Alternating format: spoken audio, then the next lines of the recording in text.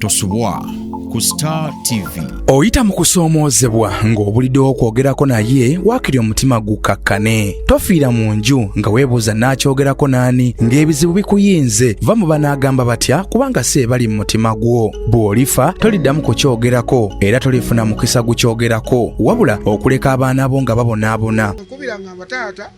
mama yangabye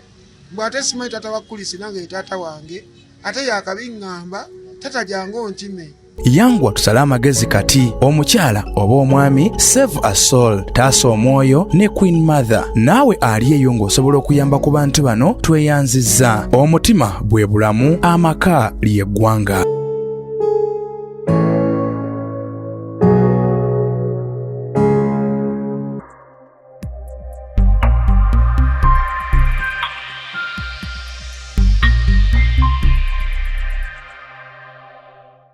Omulori wange omulungi ali program Save a Soul taasa omwoyo okabaza okubantu olw'ekigiri era akabaza okubantu wonna kusatira n'eggwanga okubanga olaba program eno otwebaziza nnyo okwebaziza ddala era tetumanguuzo era n'omuko buli lwamukaaga ssaawa batuyingiddewo kubanga amanya gebakyala mukundada omwami w'abalongo sekelasiboni wa maama ana erebe nabo bonna abafiiriddwa abantu babo ana balabiza mwaka okuwedde nina show gye nabaleeteraho eya World Health Mental Health Day. Yes, ebeerayo buli mwaka ebeerayo era omulungi guno babadde nga bakuŋŋaanidde wano eno ku UBC Nyonyi. Last year twali mu Koloobi naye leero bakuŋŋaanidde wano nga kye kibiina ekigatta abantu abayamba abalina obukosefu ku bwongo okugjako okukinambula ng'omugenyi wange naye kansimbire nti mutegese bulungi okubanga owuliriza enkunzi eno. Omutugambadde olunaku olwaleero abasinga balowooza nti obudde butabika kabeera twalekitemu okulijjukirayo olwaleero. Abamu balowooza nti abantu abali abalikosa ku bwongo baba tebeefaako baba tebasobola kubanga bazzaako okulwaliro omuntu era ezeko mu mbeera omwana wattu bwe gweddamu okuba yatugambye yatandika yafuna obukosefu ku bwongo bwa myaka 14. Mutegeera kati alina kasatu kulaasi naye gwali era y'okubayo okubanga bawakuliza kati gwaliyayo naawe weere nga tosobola kwenyooma oba nga nsobola genda kutawuka oba ntisobola kuba kukyenkola olw'okuba nti nafuna ekikyamu ku bwongo. Tokwawo ngenda kuba nga nkomawo naye asobole okuba nga atukulira olugendo n'obulamu. Queen Mother, Save a Soul. Kulisa nnyo okukolako asubire ekiteeketeesa okubanga owulira emboozi y'omukyalo omukitifu. Mubale nnyo nnyabo. Nzayinza okulaba. Kale nnyabo nange okusisinkana nnyabo. Amiina. Amannya gaffe tweyambirire. Amannya bampita Veronica Mirembe Mukisa. Ndi mukyala alina lived experience ey'emyaka 24 n'obulwadde bw'omutwe. Nalwala nina emyaka 14 kati nina emyaka 36. Nalwala ndi mwana mu ssomero naye mbaddewo nkola ebintu byange mbeerawo ng'omuntu obulijjo bw'abeerawo. Njagala nnyo okuyamba abantu nembalaga nti okubeera n'obukosefu ekitegeeza tolina ky'osobola kwekolera mu bulamu kubanga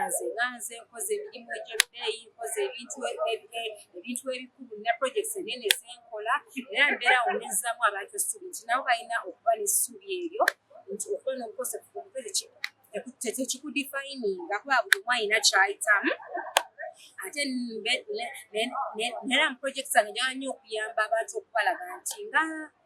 ekibumba we kisobola okutwala omuntu n'afuna sukaali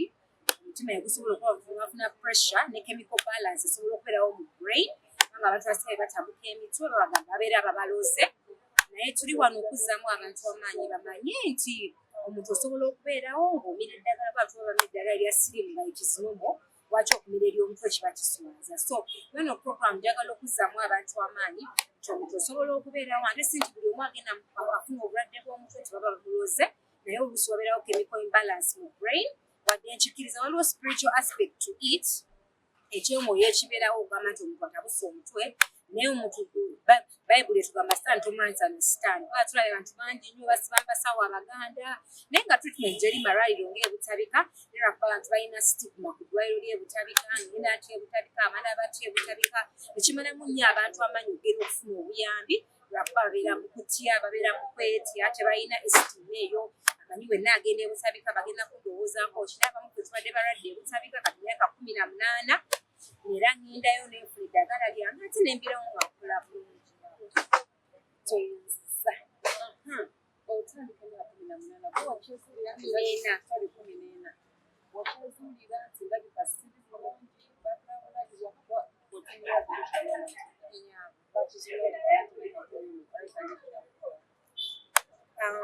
natandika mwaka w'obuza ku myaka 10 nali ku ssomero nali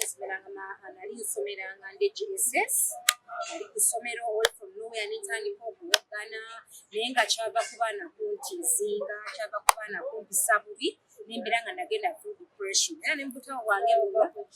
like nga wogamba muli mu ssomero nga mulimu like muli abaana abato mugenda mukula muvubuka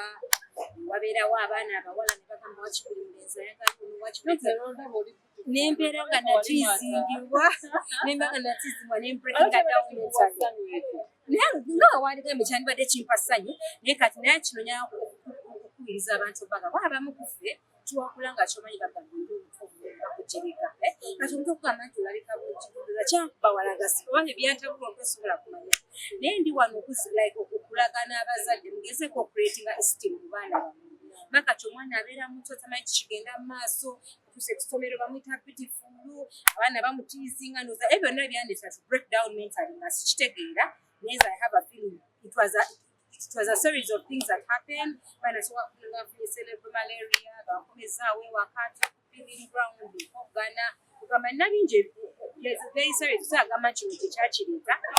naye nga ndowooza nekyo kyokuntiizinga abaana ekyasinga okunda depression yanteeka wansi ate nembeera nga ndwala omutwe naye size yakyezuulira baana tenali kusomero netandika okuwugana abantu bantunuulira omwana abadde kibakomezaayo wakanga ssaawa mukaaga ogw'ekiro banaabeesoma tebategeera kikigenda mu maaso naye nga ebagamba obulwadde bw'omuntu oluusi wabeerawo chemical imbalance with brain kubanga oluusi omuntu maybe abeera ayina ekintu kyayitamu naye nga talina gweyeyaliza obanga alina gweyeetaaga okwogera naye nga kikireeta obwongo okukyakalana naye nga tasobola kimanya so ebyo nabiyinza oba nga bibyandikira breaking her down nga saakimanya naye nga that may happen that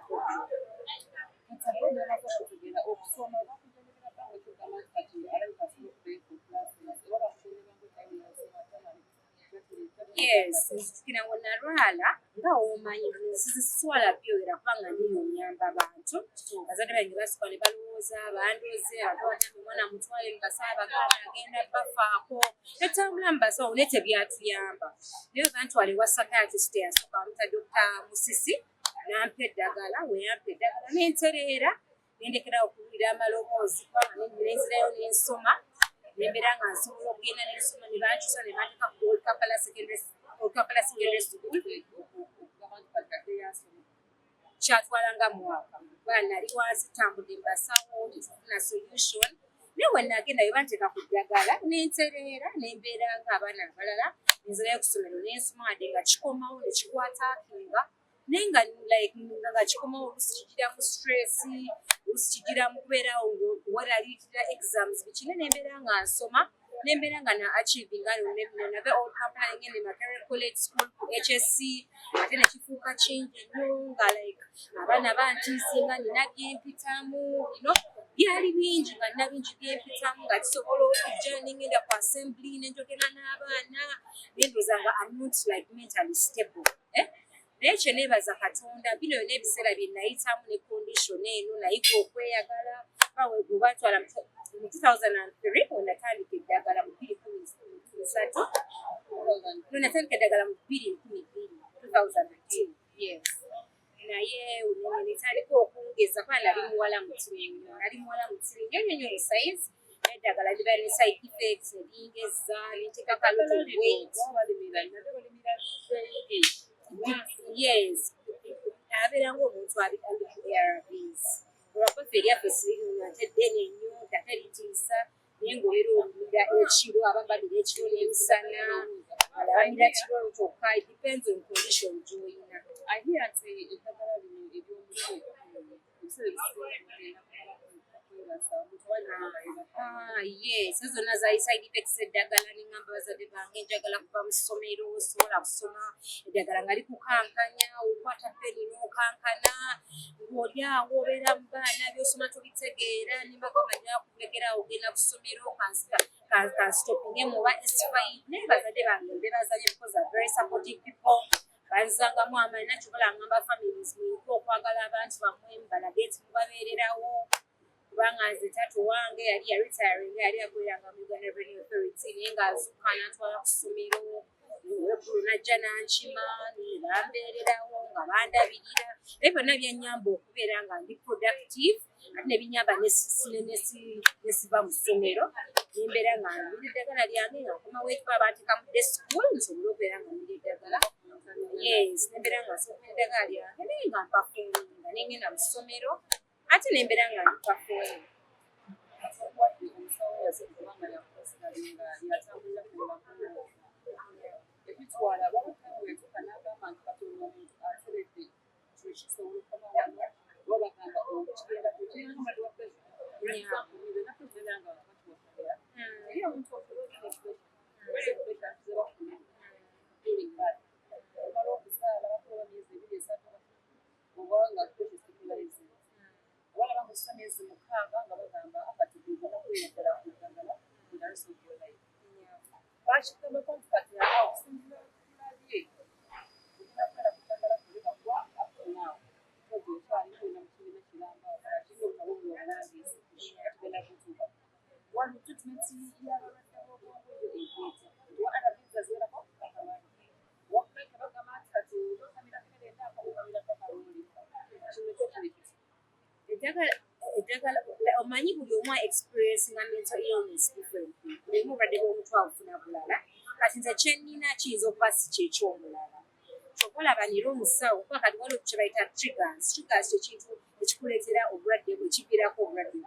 mulimu abantu nga identifyinga triggers ze mangu nebeera nga bamujja ku ddagala bamu abantu bendabye nga tekyabya eddagala naye nga waali ali bulungi wena gamba ze emyaka 3 simira eddagala naye nga wendi nateerina naye kati nze ekyange n'engeri gyekyajjamu kubanga kino siswala kyolakaana kiwanikako nemubutabo wange badde ninanga atabu gyenkuba kibadde kijiranga oba nekijja gino kigamba ogenda kufumbirwa osandika okugoba omusajja jasi mukwano gwo naye nga kijira mu ngeri ng'eyo naye waliwo omubazadde wange beebuuza maama ate buno obulwadde kyekyo kijiramu kintu kimu bwe kiti naye ate kati gino emyaka gyendimu sinafumbirwa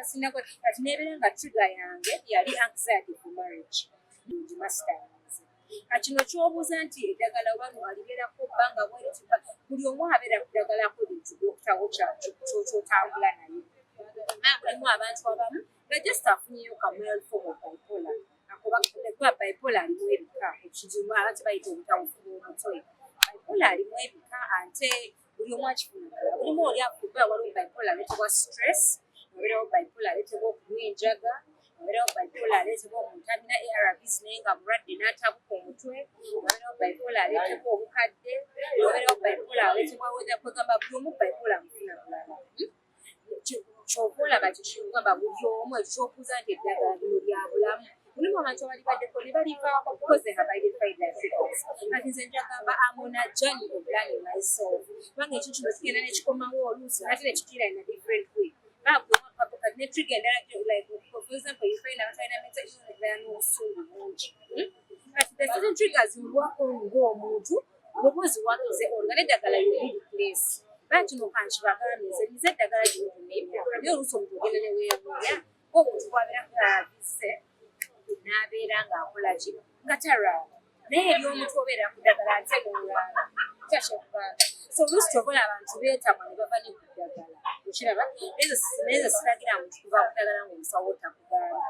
naye nga ebagamba buli omu abeera ne different triggers kati identifying triggers zo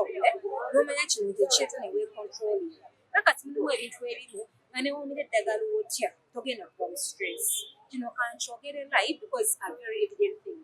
mulimu ebintu ebimu oli n'agamba eddagala lya depression era nange nalimirako emyaka naye tebakulimba nga nti akakerenda kagenda kujja mu depression nga teweyigiriza kuba happy nga tukitedde mu kusanyuka batwalimira emyaka ogenda batagenda kutawanya kibumba ligenda kutawanya ensigo tukuleta side effects endala niyo omuntu mubeerawo nokwakatira tetwalibeerangako naye katumaze emyaka nga tebalimba nagamba bintu n'enswalaswala I'm not defined by shame. At the end of the day, manyo yotabeera nze gabamaanyi mali gagala kunswaza. So at the end of the day, sikiza bitu by'okunfuga. Naye ntambula I'm so happy, I'm so confident because I know in my normal mind I can understand. I'm not. Kiraba? So kiri kijja ne kikwambala kubanga mwoyo ogukwambadde naye baba bagamba olina chemical balance of the brain. Nako tewawunya n'obeera ku ddagala ekyo tukikomaawo. Ekyakyengulaga. That's why nze ngamba you're not defined by shame. Ate n'abantu ababeera maybe oyiseko mu mbeera eyo oba otabusa abantu bakulabye ekyalo kyogedde abantu boogera omwana waggulu agweddalu at the end of the day beerawo mu byalo okitegeera but at the end of the day kyolina okumanya we are all susceptible candidates mental illness buli omu asobola okuddalu as long as you have a brain and you live in a body buli omu asobola okutabuka omutwe bayinza okubikira ekintu oba ofiiriddwa omwana oba ofiiriddwa maama omufune yeyambulira kati bw'otunulira abantu abasekerera abalwadde b'emitwe oba obatunulira kuba buli omu alina olunaku lwe buli omu asobola okutabuka omutwe obala bwe mba nkola advocacy program zange njagala nnyo okubuulira abantu lekerawo okumakinga abantu shame ba naawe kisobola okutuukako ffe ffenna because at the end of the day ekyo kya mental illness si ky'abantu bamu bokka because buli omu asobola okutabuka omutwe so at the end of the day woomanya kisobola okutuuka ku byo tekiraawo kukumalako mirembe ate woomanya nti si gwakirunze kati mulimu abantu banakifuna abantu ne bamulaba n'abeera ng'afiiringa solo mu society tasobola kuddayo ku mulimu tasobola kukola at the end of the day you're not defined by buli omu alina kyayitamu mu bulamu buno buli omu alina kyayitamu it is because mental illness manifests ensi neekulaba kyekibeerawo naye abantu balina n'ebizibu bye bayitawo naba tojjaggala. So at the end of the day, you're not defined by that. You have to be confident, you have to love yourself, you have to look good, because you're not defined by a mental illness. At the end of the day, it's just a tag. Which in what tag? HIV, bipolar, psoriasis, all those are tags. Divorce, which in a tag. At the end of the day, my answer will be in a project Jayari, but we tell me, David, that will be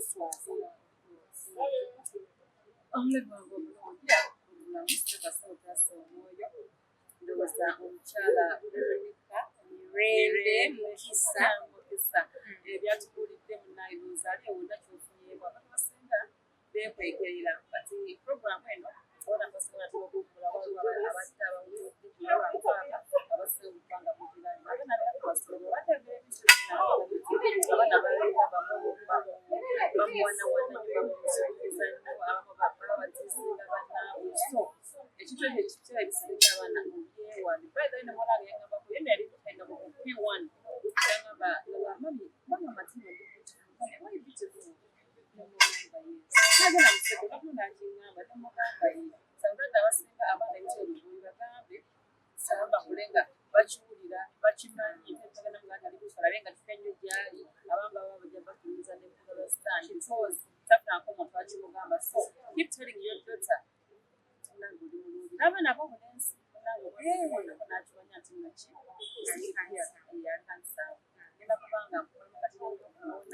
oyita mu kusoomoozebwa ng'obuliddewo okwogerako naye waakiri omutima gukakkane tofiira mu nju nga weebuuza naakyogerako n'ani ng'ebizibu bikuyinze va mu banaagamba batya kubanga si ebali mu mutima gwo bw'olifa toliddamu kukyogerako era tolifuna mukisa gukyogerako wabula okuleka abaana bo nga babonaabona nkubiranga abataata mama yangabye bw'ate simanyi taata wa kulisi nange taata wange ate yakabiŋŋamba tata jangu onkime yangwa tusale amagezi kati omukyala oba omwami save a soul taasa omwoyo ne queen mother naawe ali eyo ng'osobola okuyamba ku bantu bano tweyanzizza omutima bwe bulamu amaka ly'eggwanga.